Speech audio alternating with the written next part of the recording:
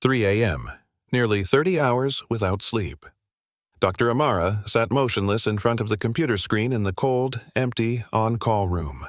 Her eyes were bloodshot, her back ached, and she carried a dream she had nurtured for 10 years, to work at one of the top hospitals. She only meant to apply for one position. Just one click, then she could finally go home and sleep a few hours. But in her exhaustion, her trembling hand slipped, and she sent her entire file to a medical billionaire. She thought it was over. Surely it would be deleted. But 6 hours later, he replied, not with a rejection, but with an invitation to dinner, and at that dinner. He presented an offer that could wipe out Amara's student debt in an instant, but at the same time, destroy the future she had fought for all her youth. What do you think she should choose? Leave a comment before we continue this story. Amara Ellington carried the weight of many lives on her shoulders. Patients, colleagues, and her own family back home in Georgia. She had worked her way up from nothing, the daughter of a janitor and a cafeteria worker. Every exam, every sleepless night of study had been fueled by the belief that she could break free, that she could prove herself in a field where people like her were often overlooked, but the cost was heavy. Student loans hung over her like storm clouds. Rent drained what little remained. Even her meals were reduced to coffee and whatever scraps she could find at the hospital cafeteria. Still, Amara held on to one dream, a position at Westlake Medical Center. It was the pinnacle of prestige, a place where her skills could shine and where her name might finally be spoken with respect. The very thought kept her moving through endless shifts. Yet every ambition came at a price. Her body ached. Her mind was fraying. And in the quiet hours of the night, as she stared at her reflection in the bathroom mirror, she whispered the same prayer. Just one chance. One chance to start again. On that fateful night, exhaustion had stripped away her focus. Amara sat slumped in front of her computer, eyes stinging from lack of sleep, heart pounding with anxious hope. She had polished every line of her resume and cover letter. She had rehearsed the words in her head like a final exam. Westlake was everything. Her finger hovered over the send button. With a deep breath, she clicked. Relief washed through her, only to vanish in an instant. A sharp ping, an error message. Her stomach dropped as she leaned forward to read the notification. Delivery failure, the address did not exist. Panic clawed at her chest. She retyped, corrected, pressed send again. Another ping. But this time it wasn't Westlake. Her resume had been delivered to crestwoodenterprises.com. Her breath caught. She stared at the screen, horrified. She didn't even know how it happened. A slip of the hand? A copied line from her research? Whatever the cause, her most personal details, her credentials, her photo, her hopes, were now sitting in the inbox of a stranger. Amara buried her face in her hands. It was over. Nothing would come of it. At least, that's what she thought. Miles away, in a glass tower above Boston's financial district, Julian Crestwood skimmed his inbox between conference calls. At 35, he was the youngest biotech CEO in the city. Deals, investors, and international partners competed for his time. Yet, in the flood of reports and figures, one subject line stood out. Application for attending physician position, Dr. Amara Ellington. He paused, curiosity flickering. Opening the email, he read quickly, expecting another request he had no business with, but the words stopped him. Clear, precise, confident.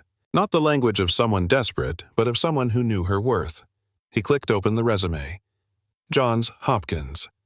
Massachusetts residency. Years in emergency medicine. A record both impressive and relentless. Then his eyes caught the photo attached. A professional headshot, but the gaze was unmistakable, dark eyes burning with determination. An exhaustion hidden behind strength. Julian leaned back in his chair, the call from Tokyo fading into background noise. She had not meant to send this to him. That much was clear, but accidents had their own logic. For a moment he wondered. Was this mistake one he should ignore? Or was it the kind that demanded attention? Most CEOs would have deleted it without a second thought. Julian did not. Instead, he opened a blank reply. His fingers hovered over the keys, weighing impulse against convention. Then, with a small smile, he began to type. Dr. Ellington, thank you for your message. While I am not affiliated with Westlake Medical, I am Julian Crestwood, CEO of Crestwood Biotech. I believe you may have contacted me by mistake. However, your qualifications caught my attention." He paused, considering. Crestwood Biotech was weeks away from trials on a new cardiac monitoring system. They had been searching for physicians willing to consult. Many had refused, too busy, too cautious, and here was someone brilliant, disciplined, and already marked by sacrifice. He continued, "Our company is seeking medical consultants for a project that could change how we treat heart disease. Based on your experience, I would like to invite you for an interview, not for the role you intended, but for something greater." Julian read the email once more. It was bold, perhaps reckless, but he trusted instinct. With one decisive motion, he pressed send, and in that moment, her mistake became an opening that could save not only her career, but millions of lives. The next morning, Amara woke to the insistent buzzing of her phone. Dozens of notifications lit up the screen. Missed calls, texts from her roommate, subject lines she didn't recognize. Her eyes blurred as she opened the first message. "Amara, check your email right now. He answered you. Julian Crestwood himself." Her pulse quickened. She tapped into her inbox. At the very top was an email from Julian at Crestwood Enterprises. Comma. For a long moment, she stared. Frozen. The billionaire. The youngest CEO in Boston's financial district. His name had been on the cover of Forbes just weeks earlier. She opened the message. Words formed in front of her, professional and direct, offering her something she could not quite believe. An interview. A role she had never considered. Her hands trembled as she set the phone down. Confusion and fear battled with a spark of hope she could not suppress. Was this luck or a trap? She whispered to the empty room. The weight of her debt pressed against her chest. The dream of Westlake flickered in her mind. And now, this stranger, this man of wealth and power, had entered her story without permission. "Are you even hearing yourself?" May's voice rang through their small apartment as Amara read the email aloud. May, her closest friend and fellow physician, paced across the kitchen in disbelief. "He didn't just respond. He invited you. Do you know how many doctors would beg for this chance? Amara, this is a golden door opening right in front of you." Amara folded her arms tightly. "I trained to be a cardiologist. I didn't fight through school, residency, and every insult in the ER just to become some billionaire's amusement. I want to heal patients, not be a headline." May stopped, eyes softening. "And maybe this is about healing. What if his project is real? What if your skills could touch more lives than you ever imagined?" Amara shook her head, conflicted. Her instincts told her to run. Yet May's words clung to her, digging under her defenses. "You've always been the one to carry twice the weight," May said quietly. "Maybe it's time to let opportunity carry some of it for you." Amara looked down at her phone again. The message waited, glowing like a dare. For days, Amara avoided replying. She threw herself into shifts at the hospital, convincing herself the email was nothing, a mistake that should be erased. Yet every time she opened her inbox, the words waited, demanding a choice. At last, she sat at her kitchen table with May across from her. Her roommate's eyes pleaded. "Just one meeting. If he's arrogant, if it feels wrong, you can walk away, but at least you'll know." Amara exhaled, weary. Against her better judgment, she began typing. A short, professional reply, accepting an appointment at Crestwood Biotech. The morning of the meeting, she stood outside her apartment building. Cracks in the pavement, peeling paint on the railings, the quiet struggle of her neighborhood pressing in. She adjusted her simple navy suit, the same one she had worn for residency interviews. Then she looked up a few hours later at the towering glass facade of Crestwood Biotech. Sleek, gleaming, reflecting the Boston skyline. A world built on wealth and ambition. Her reflection stared back at her in the glass, tired, uncertain, but determined. This was no longer about a resume. It was about a path that could alter everything. Inside, the air felt different, cool, deliberate, lined with marble and steel. Amara checked in at reception, her name spoken softly into a phone, and then she was led to an elevator that climbed far above the city. When the doors opened, he was already waiting.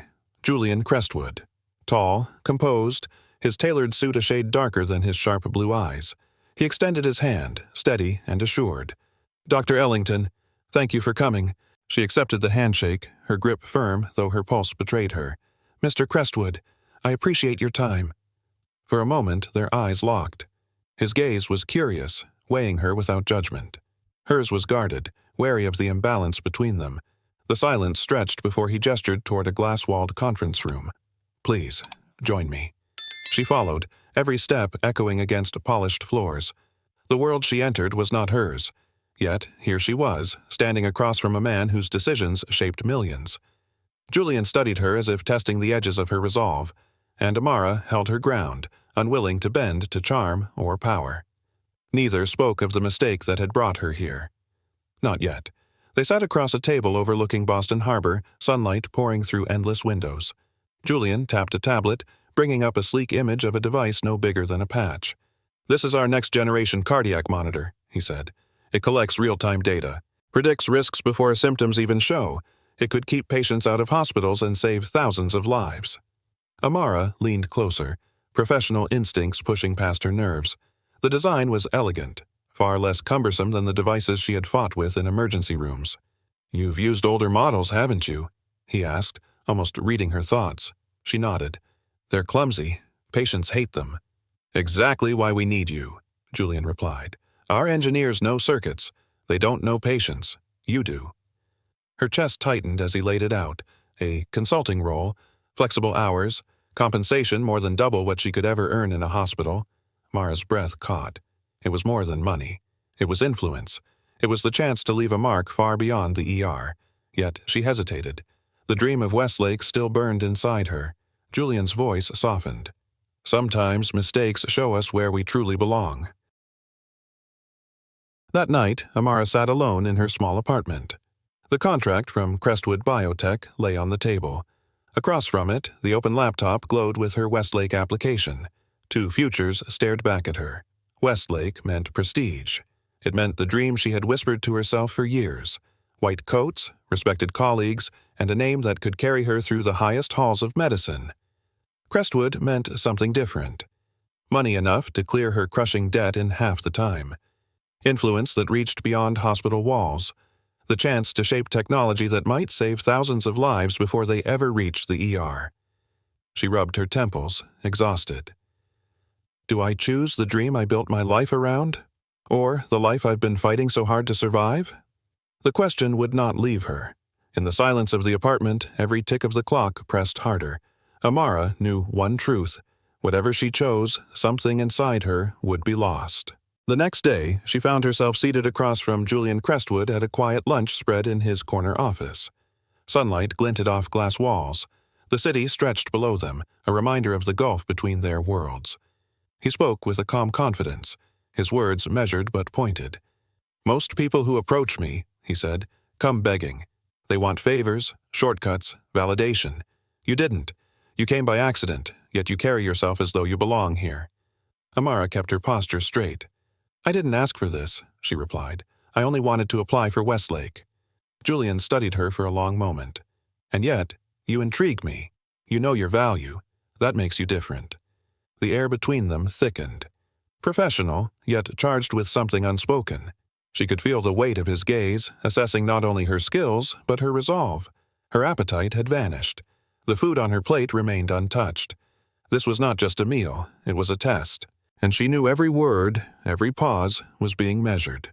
Amara set down her fork, her decision clear. "I need to be honest, Mr. Crestwood. My application to Westlake stands. That position has always been my goal. If I work with you, it will only ever be professional, strictly business." Her words cut through the polished air of the office. Julian leaned back, a small smile flickering across his face. "That's exactly why I need you," he said. "People who chase power at any cost are predictable. You're not. You know your ground, and you refuse to move from it. That makes you rare."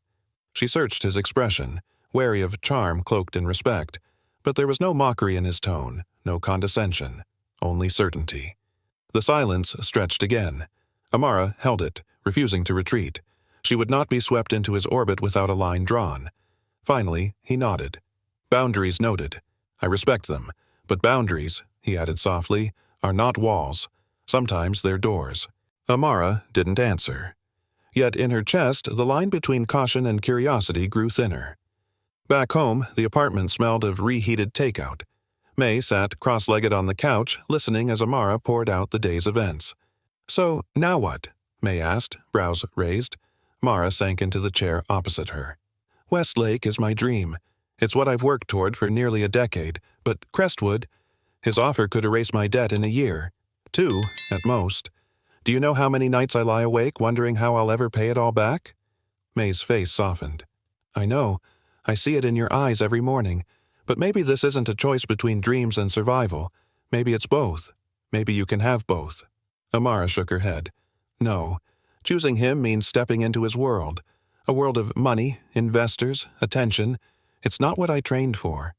May leaned forward, voice steady. You trained to save lives. That's exactly what he's offering, just on a different scale. Don't let pride blind you. The words stung because they carried truth.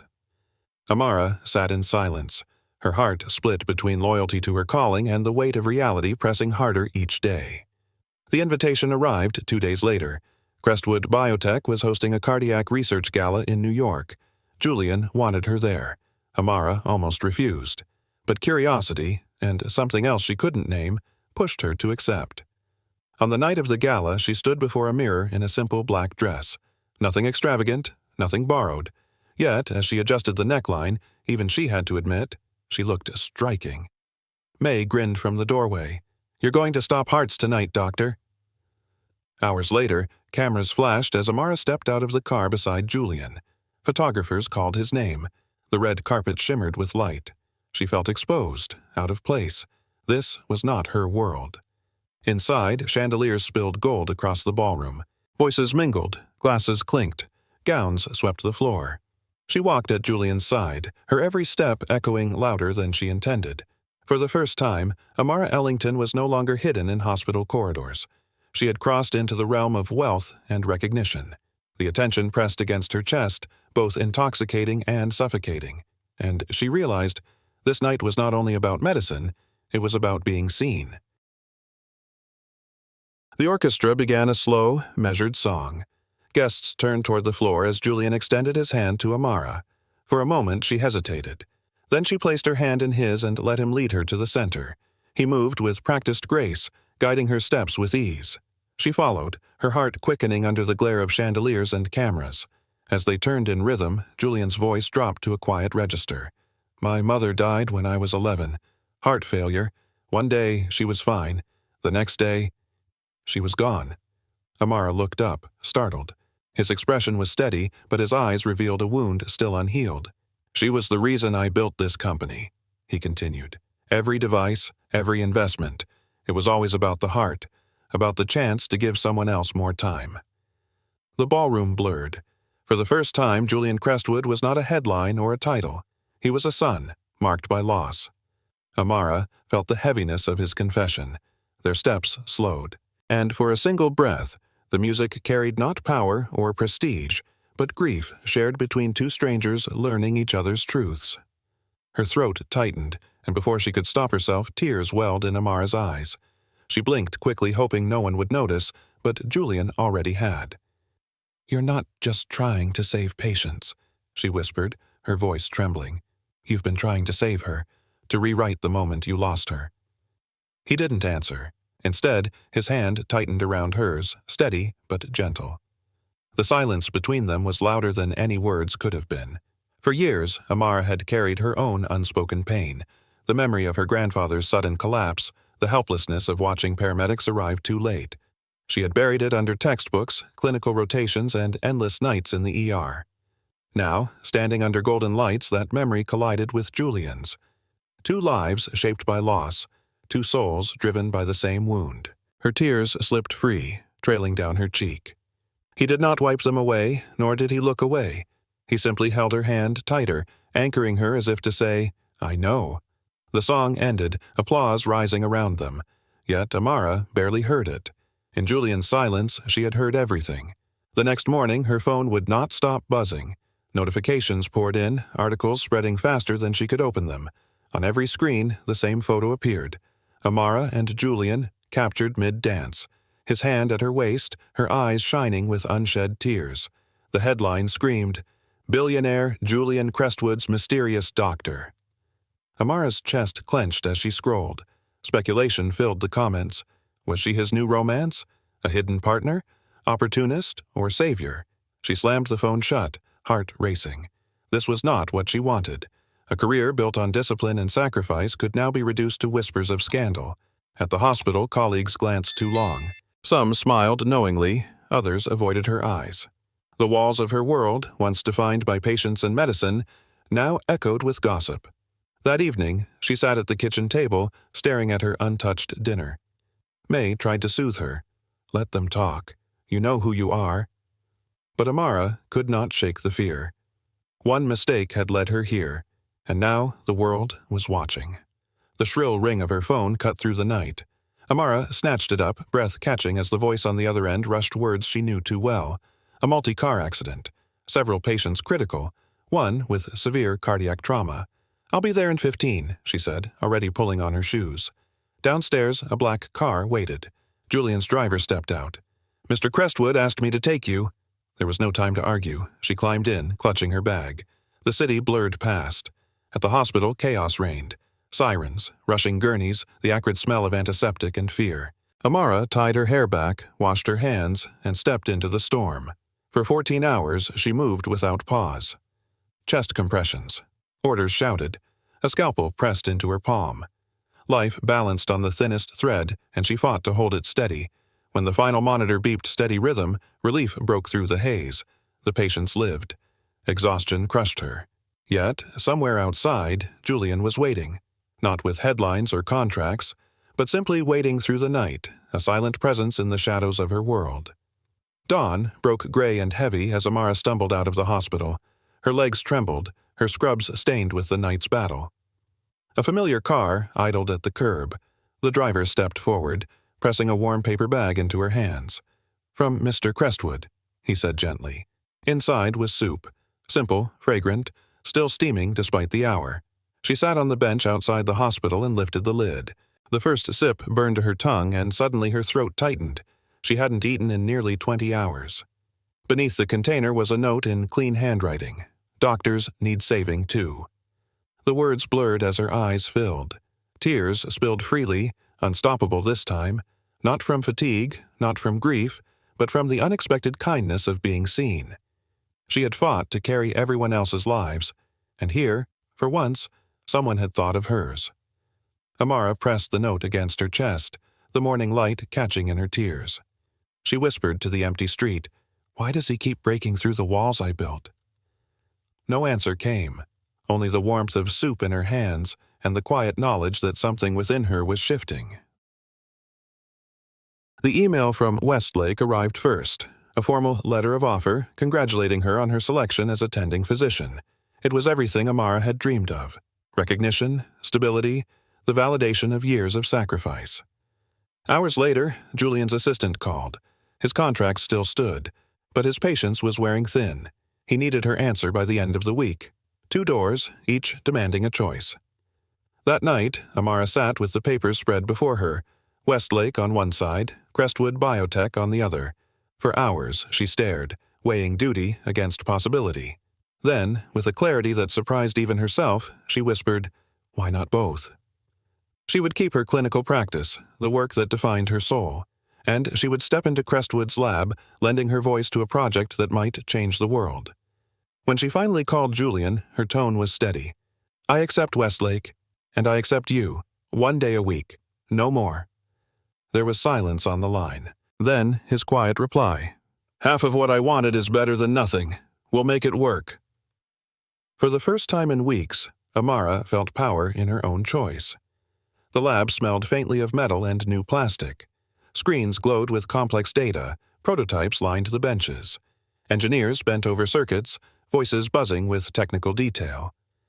When Amara entered, every head lifted. A physician among machines. She introduced herself with calm authority, reviewing designs, asking precise questions. Within minutes, she had spotted flaws others had missed. "The adhesive won't hold on older patients with fragile skin," she said, pointing to a prototype patch. "You'll lose compliance." The engineers exchanged glances, scribbling notes. Respect grew quietly in the room. Across the glass wall, Julian stood with his hands in his pockets, watching. He said nothing, yet his gaze lingered. Admiration softened the usual steel in his expression. For Amara, it was not about him. It was about belonging. For the first time, she felt her voice reach beyond the ER. Her expertise mattered here in ways she had never imagined. At day's end, she packed her notes, exhausted but alive. As she left the lab, she glanced up to see Julian still watching. His eyes met hers briefly, professional, but carrying something unspoken. She turned away quickly, her chest unsettled. Wednesdays at Crestwood Biotech became more than routine. They became a rhythm. Meetings began with data, then drifted into stories. Work discussions blurred into personal questions. Julian asked about her years in medical school. She asked about his childhood in Boston. He spoke of late nights building devices from spare parts, of a father who demanded perfection. She shared memories of long bus rides to class, of her mother's quiet sacrifices to keep food on the table. One evening, as they reviewed trial results, laughter slipped between them. Unexpected. Light. The sound tartar. Startled Amara. She hadn't laughed like that in months. She reminded herself of boundaries. He was her employer. She was his consultant. Still, she noticed the small things. How he remembered her favorite tea. How he adjusted meetings so she could make hospital rounds. How his voice softened when it was just the two of them. She tried to ignore the warmth rising inside her. Tried to bury it under professionalism. But with each passing week, the distance she fought to keep seemed smaller. One late afternoon, as sunlight spilled across the conference room table, Amara closed her laptop with deliberate finality. Her voice was steady, but her eyes betrayed tension. "Julian," she said, "I need to remind you. Whatever this is between us, it can't go further. Our relationship is professional. That's all." He studied her, unflinching. "I hear you," he said slowly, "and I respect your boundaries." Relief washed through her until he leaned forward, his gaze unwavering. "But one day," he continued, "you'll see we are more than just work. You'll feel it as clearly as I do." Amara's heart stumbled against her ribs. She hated how certain he sounded, how sure he seemed of her own emotions before she could admit them. She gathered her papers, refusing to answer, refusing to give him the satisfaction of a reaction. But as she walked out, his words followed her, echoing with dangerous promise. One day, she told herself he was arrogant, yet part of her feared he might be right. The weeks turned heavy. Crestwood's project raced toward trials. Deadlines pressed, demands piled higher. At the hospital, the pressure was no lighter.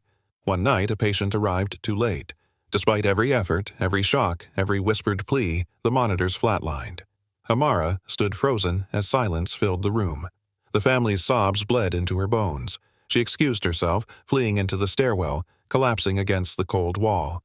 Tears streamed freely, unstoppable, raw. She thought she was alone, until a shadow fell across the steps. Julian stood there, his usual polish stripped away. He didn't speak. He didn't offer platitudes. He simply lowered himself to sit beside her. For long minutes, neither moved. Her sobs echoed in the stairwell, and he bore them quietly, his presence steady as stone. At last, she whispered through broken breath, "I can't save them all." Julian turned, his voice low. "No, but you save the ones you can, and that matters more than you know." She leaned into the silence between them, grief and comfort intertwined. For the first time, she allowed herself to accept his nearness, not as CEO, not as billionaire, but as someone who understood loss. The boardroom gleamed with polished wood and glass, its long table filled with investors and executives. The atmosphere was thick with anticipation. Julian stood at the head of the table, reviewing slides about Crestwood Biotech's new cardiac monitor. The numbers were clear. Clinical results were strong, patient compliance high, and interest from hospitals overwhelming. Then he shifted the spotlight. "This success," he said firmly, "is not mine alone. It belongs to the team, and above all, to Dr. Amara Lewis." The room turned to her. Amara froze for a moment under the weight of so many eyes. Julian continued. "Her insights shaped this device. She caught flaws we overlooked. She gave this technology a chance to save lives, not just exist on paper. Without her, we would not be here." A ripple of applause filled the room. Investors nodded, impressed. For Amara, the recognition hit deeper than prestige. For years, she had fought to be seen beyond her skin, beyond her debt, beyond exhaustion. And now, in front of a room filled with power, her voice had been validated. She left the boardroom shaken, her heart whispering a truth she tried not to admit. She belonged here. That evening, Julian called her into his office. The city lights shimmered beyond the windows, but his gaze was steady on her. "I made a change today," he began. "Your contract, your reporting line, it no longer comes to me. It's been transferred to the COO. Amara frowned, confusion flashing in her dark eyes. "Why?" Julian's voice softened. "Because I don't want to be your boss. I don't want power standing between us. I want to be someone who walks beside you." The words unsettled her more than any proposal of money or influence ever could. He wasn't negotiating. He wasn't maneuvering. He was simply telling the truth. Her defenses rose instinctively. "Julian, this is dangerous. Our worlds don't fit together." He shook his head. "Maybe not in the ways you fear, but they fit where it matters." Silence stretched. For once, Amara could not find words sharp enough to keep distance. Leaving the office, her chest trembled. The walls she had carefully built were cracking, and she feared what might come rushing through. Weeks later, the announcement came. FDA approval granted. Crestwood's cardiac monitor would go to market. The lab erupted in cheers, champagne corks, laughter spilling into hallways. Mara smiled through the celebration, proud but exhausted. She slipped away for air, stepping onto the quiet balcony outside. Julian followed. He carried no documents, no board updates, only a small velvet box. She turned, startled, as he opened it. The diamond caught the city's glow, refracting light into her wide eyes. "Amara," he said softly, the usual certainty in his voice now edged with vulnerability. "I never expected your resume to land in my inbox, but your mistake became my miracle. You changed this company. You changed me. The biggest error of your life was the best gift of mine." Her breath caught as he lowered to one knee. "Will you marry me?" Tears blurred the skyline. She remembered the exhaustion, the doubt, the fear that had brought her here. And yet, against all odds, it had led to this moment. Her voice trembled, but her answer was clear. "Yes." Julian slipped the ring onto her finger. His hand lingered, strong and warm, sealing a future neither of them had planned, yet both now craved. News spread quickly. Photos of them walking hand in hand, a doctor and a billionaire, a pair no one could have predicted. Some called it romance. Others called it strategy. But to Amara and Julian, it was something simpler. It was truth. At Westlake, she donned her white coat, guiding patients with steady hands and sharp judgment. At Crestwood, she wore no title but carried influence, shaping the tools that might one day save those very patients. Side by side, their worlds no longer collided but intertwined. The humility of a woman who had risen from debt and the authority of a man who had built empires, bound together not by contracts but by conviction. They appeared at conferences, not as spectacle, but as partners. When reporters pressed, Julian only said, "This began with an accident, and it turned into the best decision of my life." For Amara, the happiness was not in gowns or limelight. It was in knowing she had chosen both her dream and her life, and somehow gained love along the way. As the years unfolded, Amara often thought back to that sleepless night. The red eyes, the trembling hands, the single misplaced email. It had been a mistake, yes, but it had opened doors she never imagined. Doors of money, of recognition, of the power to save lives, and beyond all that, the door to love. Sometimes destiny doesn't arrive with grand plans. Sometimes it slips in quietly, disguised as an error, waiting to see if you'll be brave enough to answer. Amara had answered, and because of it, thousands of patients lived longer. A company soared, and two people who never should have met built a life neither would trade. The lesson lingered. Money matters, recognition matters, the right to live matters, and love most of all, matters. And sometimes all of it comes from the smallest of mistakes. If this story touched you, share your thoughts in the comments. Rate it from 0 to 10. And don't forget to subscribe so you never miss the next story that might just change the way you see your own life.